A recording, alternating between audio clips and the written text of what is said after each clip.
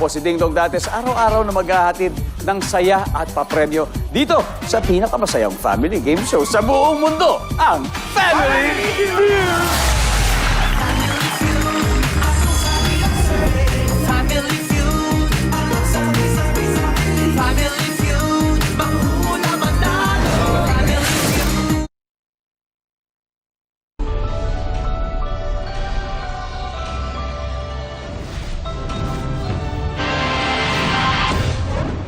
Sa imbestigasyon ng Senado sa pagkakaaresto kay dating Pangulong Rodrigo Duterte, Vice President Sara Duterte iginiit na hindi red notice o valid arrest warrant ang inilabas ng Interpol para sa kanyang ama.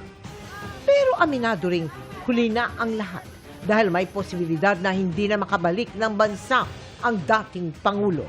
Ang nanguna sa pagdinig na si Senadora Amy Marcos, kinwestiyon ang tila pabago-bago ng posisyon ng Justice Department kaugnay sa pakikipagtulungan sa ICC. Why is the SOJ now saying that we are nevertheless somehow, in some miraculous way, under the rubric of the international humanitarian law, still under its jurisdiction? It is not the Philippines that is under the jurisdiction. It is the individuals who are charged by the ICC. Sa gitna ng ipinatawag na imbestigasyon ng Senado, isang kongresista iginiit na dapat handa na rin ang Senado na simula ng impeachment trial laban sa Vice-Presidente. Sagot ng Senate President, study pa more. Tulay sa bahagi ng Marilao sa NLEX, nabangga ng 2 truck. Pagkukumpuni, nagdulot ng matinding traffic. Lalaki sa Zamboanga City, nanaksak ng screwdriver sa isang nakaalitan niya at isang tinangka umano niyang nakawan. At ang agaw pansing dazzling and stylish looks ng kapuso at sparkle stars and personalities sa 75th anniversary Thanksgiving party ng GMA Network.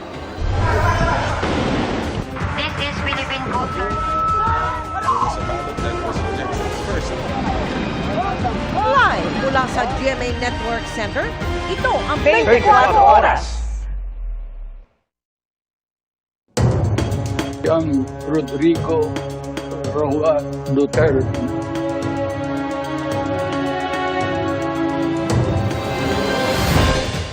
Magandang gabi po, Luzon, Visayas at Mindanao.